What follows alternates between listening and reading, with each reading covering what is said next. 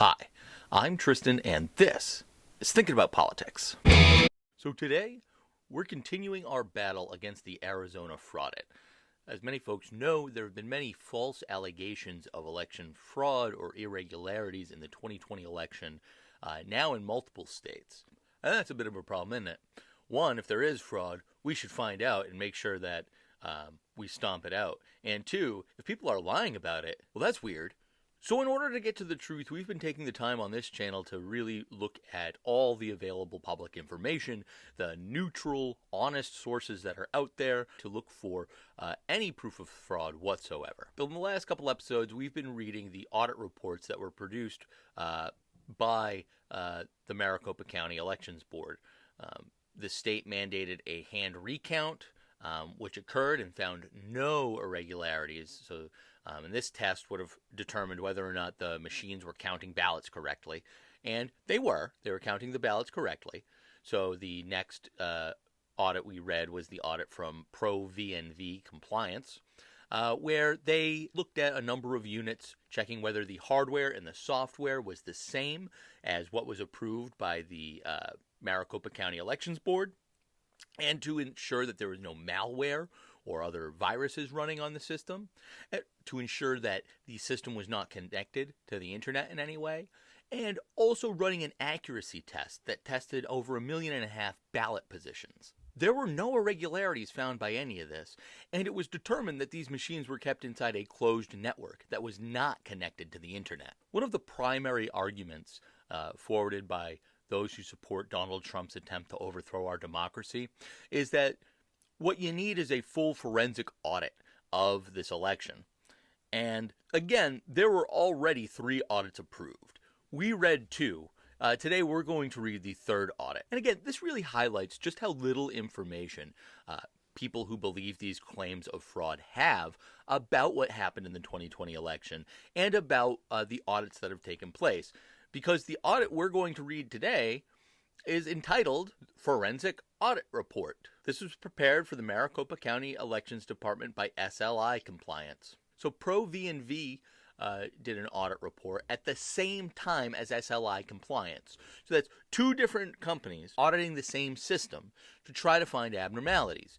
You'd hope that one of these organizations would have been able to pick it up. So here you see that a forensic audit was conducted on an analysis and review of voting system equipment used in the November 3rd, 2020 presidential election and records from that election to extract facts about the use of the Dominion Voting System Democracy Suite 5.5B voting system. This forensic audit included an examination of the following items: 100% 9 of the county's central count tabulators, 100% 4 workstations and 2 servers used to operate the election management system, a 10% sample, 35 of the county's 350 precinct-based tabulators, ICP2s, that were utilized in this election at polling stations. So if you'll remember, in the ProV&V Compliance audit, they also analyzed 35% of these ICPU machines. And SLI Compliance and ProV&V Compliance analyzed different machines. So you have a total of 20% of all of these devices that were scanned through this audit. 20% sample 4 of the adjudication stations, which allow ballots with exceptions or outset conditions, such as overvotes, blank votes, write-ins, and marginal marks to be resolved. This effort included verification of the following items: verifying that the software installed on the tabulation equipment is the same as the software verified by the U.S. Election Assistance Commission and the Arizona Secretary of State, verifying no malicious software is running on the component, verifying the components are not connected to the internet and have not been connected to the internet during the period of July 6, 2020 through November 20, 2020. November 20, 2020. Wow, that's a lot of 20s. Performing a physical audit of the components to verify there is no unexpected hardware. That was a sample of 5 ICP2 precinct scanners. So, and they go through the detail of giving you a listing when all of these items were completed during the audit. Look at the detail that's provided. Now, the Cyber Ninjas are not a company that performs audits. They've never done anything like this before. I'm pretty sure they're going to just make stuff up. They seem like they're just going to make things up whole hog. That's been the MO of people who have been pushing these fraud claims. They just make things up. They make them up, and they don't have any evidence for them. Their evidence is always, I heard someone else say. We'll go through that in another video, though. So look, SLI Compliance conducted the forensic audit in a way that maximized efficiencies in examining election artifacts. An election artifact is going to be an abnormality, something that they can't figure out, hey, that looks wrong. The process included the creation of raw disk images that allowed for examination of the audit, that allowed examiners to audit and analyze the systems without risk of changing their environments. Examiners were able to mount forensic tools to inspect the systems for indicators of internet connectivity, as well as indicators of malicious or unauthorized software present on the systems. So then if you look here, you see they'll be going to be going through all of the steps that they took to analyze. They tell you day by day. So look, they give you the audit findings and determinations here, and to summarize, this was the same software and the same hardware as was approved by the committee, right? This is all... see, look, we'll just do this at a high level here. See, look, Dominion voting files remained unmodified from their certified files. The extracted files were verified to match. Dominion voting systems remained unmodified from the certified files. Dominion voting system files remained unmodified from the certified files. Dominion voting systems remained unmodified from the certified files. So, item 1, verifying that the software is the same as was certified by the U.S. Election Assistance Commission and the Arizona Secretary of State.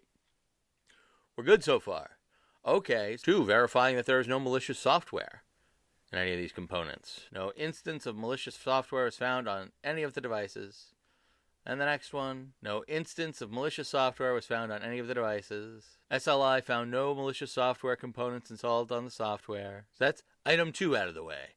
No malicious software was found to be running on these components. There's no evidence of that happening anyway. So let's look at number 3. Verifying that the components are not connected to the internet and that they have not been connected to the internet during the period of July 6, 2020 through November 2020. No evidence of internet connectivity was found. Next. No evidence of internet connectivity was found. Next. No evidence of internet connectivity was found. Such evidence would have been found if the system had been connected to the internet. That's nice. The adjudicators? No evidence of internet connectivity found. So, no internet connectivity. No evidence of it anyway. 4, performing a physical audit of the components to verify there's no unexpected hardware. Let's see here. Yep, the examination showed that there were no physical components resident that were not expected to be there. SLI compliance findings indicate that the installed hardware is the hardware that was certified as part of the EAC certification, and that none of the examined components contains any malicious or unexpected hardware components. So, look, there is a lot of evidence here. You're silly if you just reject it out of hand. Wave a hand up and say, it's all some conspiracy. Read what they're saying.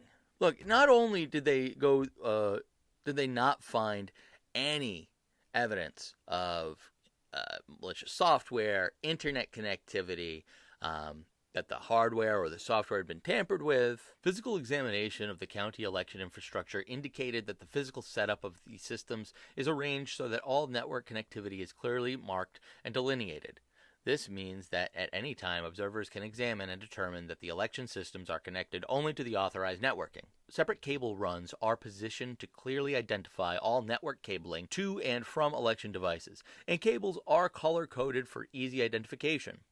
In addition, the entire election area is fully covered by cameras that may be used for observing the election process and maintaining a historic record of events on the election processing floor. So look, there's at least some paperwork suggesting that folks have looked for fraud, and it hasn't come up.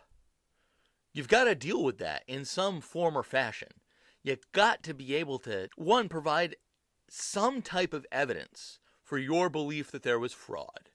And you got to provide some sort of reason why we shouldn't trust these audits. Now, it's not enough to say that fraud is possible. Fraud is always possible. But you need evidence. It's just too easy to get up and accuse people with nothing to back you up. Talk is so cheap, especially on the internet. So, If you're new to the channel, why don't you give us a like and a subscribe and help us signal boost the truth, and give this video a share, especially with those folks who are convinced that there is fraud. I think together we can convince them that whatever problems there were in the 2020 election are just sort of like the general problems with American elections and not some weird conspiracy made up of Republicans and Democrats.